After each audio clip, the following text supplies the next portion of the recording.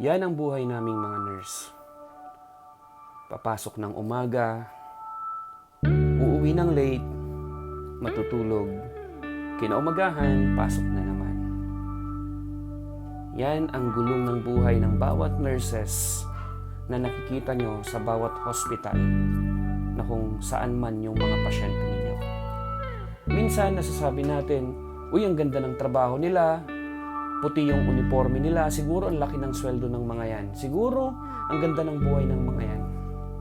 Pero hindi po natin alam, yung mga nurses na to, sila yung mga professional na kung saan pagod, pero hindi talaga compensated yung mga natatanggap nilang sweldo.